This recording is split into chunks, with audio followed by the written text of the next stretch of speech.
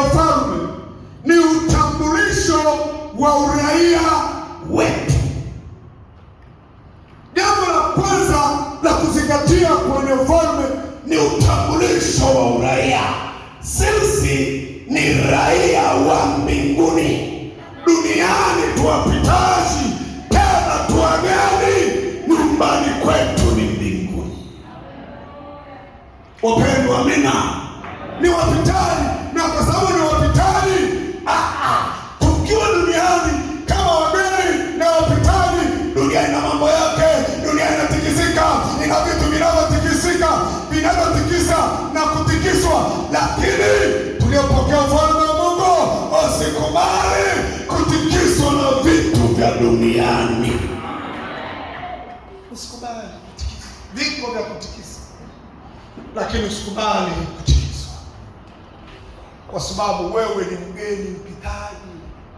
Kwa jambo la kwanza ni uraia wetu, ili tuweze kuishi ufalme usiotikisika, kuweza kuishi maisha ya ufalme usiotikisika ndani ya dunia inayotikisika. Cha kwanza cha kuangalia ni uraia wetu. Identity yako ni ya muhimu. Nimeokoka, umeokoka, acha kona. Linda uraia. Linda uraia wako. Simama na uraia wako. Uishi uraia wako. Maana duniani tuwapitaji. Sio kwetu. Kwetu ni mbinguni. Imeandika haya mambo machache. Sisi ni watoto wa Mungu. Na kwa sababu ni watoto wa Mungu, tumewekwa na Mungu kwa majira tuliowekwa. Tuishi mambo ya nyumbani kwetu. Tuwe mashahidi wema wa habari za nyumbani kwetu. Maana dunia ina mkuu wake, dunia ina maisha yake, dunia ina mambo yake, na dunia itapita pamoja na mambo yake yote. Lakini habari za Mungu hazitapita. Ni zile, ni hizi, ni za milele. Mungu atusaidie. Jamani, amina. Mungu atusaidie. Sisi ni watoto, na kama watoto ni warithi, na kama watoto tumewekwa na Baba, na Baba yetu ni Baba wa mbinguni. Mungu atusaidie sana. Lakini namba mbili, tuna uraia pacha. Na ile naomba niongelee, tuna uraia pacha.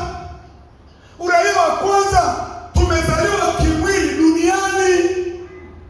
Lakini wakati tumezaliwa kimwili, neema ya Mungu ikatujilia, tumezaliwa kiroho. Sisi ni ile familia ya Mungu, watu wapya wa Mungu, ukuhani wa kifalme.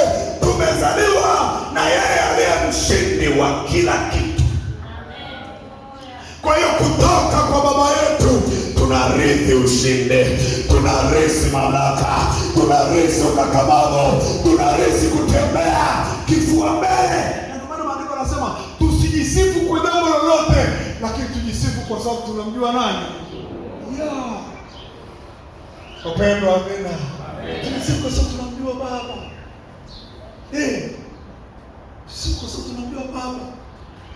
Uraia wa kwanza wetu ni kule kuzaliwa kimwili, lakini huo sio tunaotembea nao katika ufalme wa Mungu.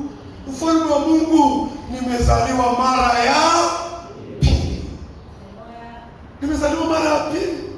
Na kwa sababu nimezaliwa mara ya pili, napomshangilia Bwana, namshangilia aliyenizaa. Ninapoimba, namwimbia aliyenizaa. Ninapoabudu, namwabudu aliyenizaa. Ninapoendelea ndani ya ufalme, kucheza na kuselebuka, ninacheza ndani ya ufalme yeye aliyenizaa.